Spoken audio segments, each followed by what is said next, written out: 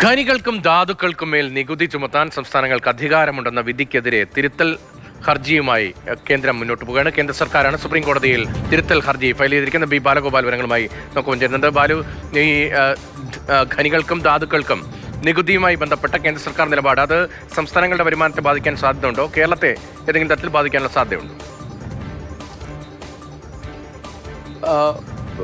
ഈ ഖനികൾക്കും ധാതുക്കൾക്കും റോയൽറ്റി പിരിക്കാൻ സംസ്ഥാനങ്ങൾക്ക് അധികാരമുണ്ടെന്ന് സുപ്രധാനമായ വിധി പ്രസ്താവന നടത്തിയിരുന്നത് ചീഫ് ജസ്റ്റിസ് DY ചന്ദ്രചൂഡിന്റെ അധ്യക്ഷതയിലുള്ള 9-അംഗ ഭരണഘടനാ ബെഞ്ചായിരുന്നു.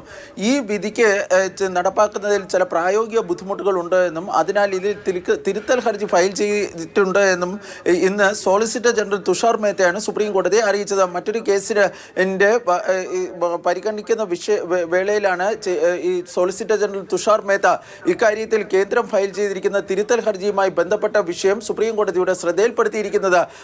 ഇതിൽ കേരളം ഉൾപ്പെടെയുള്ള സംസ്ഥാനങ്ങളെ പരോക്ഷമായി ബാധിക്കുന്ന ഒരു വിധിയായിരുന്നു സുപ്രീം കോടതിയുടെ ഭാഗത്ത് നിന്ന് ഉണ്ടായിരിക്കുന്നത്. ഏതായാലും ഈ തിരുത്തൽ ഹർജി സുപ്രീം കോടതി വൈകാതെ തന്നെ പരിഗണിക്കുമെന്ന സൂചനയാണ് ഇന്ന് ചീഫ് ജസ്റ്റിസ് സൂര്യകാന്തിന്റെ അധ്യക്ഷതയിലുള്ള ബെഞ്ച് നൽകിയത്.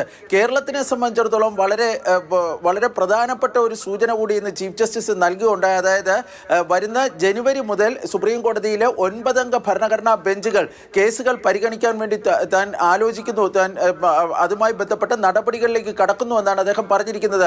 ഈ സഹ ജഡ്ജിമാരുമായി തീരുമാനിച്ചതിന് ശേഷം തീയതി നിശ്ചയിക്കുമെന്ന് അദ്ദേഹം പറയുകയും ചെയ്തു. നമുക്ക് നേരത്തെ അറിയാം, 9-അംഗ ഭരണഘടനാ ബെഞ്ചിന് മുമ്പാകെയാണ് ശബരിമല യുവതീ പ്രവേശനവുമായി ബന്ധപ്പെട്ട കേസ് ലിസ്റ്റ് ചെയ്തിട്ടുള്ളത്. ഈ ജനുവരിയിൽ ആ കേസ് ഈ ബെഞ്ച് ഇരിക്കുകയാണെങ്കിൽ സ്വാഭാവികമായും ആ കേസും സുപ്രീം കോടതിയുടെ പരിഗണനയ്ക്ക് വരാനുള്ള സാധ്യതയാണുള്ളത്. അങ്ങനെയാണെങ്കിൽ നിയമസഭാ തെരഞ്ഞെടുപ്പിന് മുന്നോടിയായി തന്നെ ഈ വിഷയം സുപ്രീം കോടതിയിൽ വിശദമായ വാദം കേൾക്കലിന് വേദിയാകാനുള്ള ഒരു സാധ്യത തള്ളിക്കളയാൻ വേണ്ടി കഴിയില്ല. ഏതായാലും ചീഫ് ജസ്റ്റിസിന്റെ വാക്കുകളിൽ നിന്ന് ഒരു കാര്യം വ്യക്തമാണ്, 9-അംഗ ഭരണഘടനാ ബെഞ്ച് ജനുവരിയിൽ കേസുകൾ പരിഗണിക്കും. അത് ഏതൊക്കെ കേസുകളെന്ന് സുപ്രീം കോടതി ചീഫ് ജസ്റ്റിസ് വ്യക്തമാക്കിയിട്ടില്ല. പക്ഷേ അതിൽ നിലവിൽ കോടതിയുടെ പരിഗണനയിലുള്ളതിൽ ഏറ്റവും പ്രധാനപ്പെട്ട കേസുകളിലൊന്ന് ശബരിമല യുവതീ പ്രവേശനവുമായി ബന്ധപ്പെട്ട വിഷയമാണ്.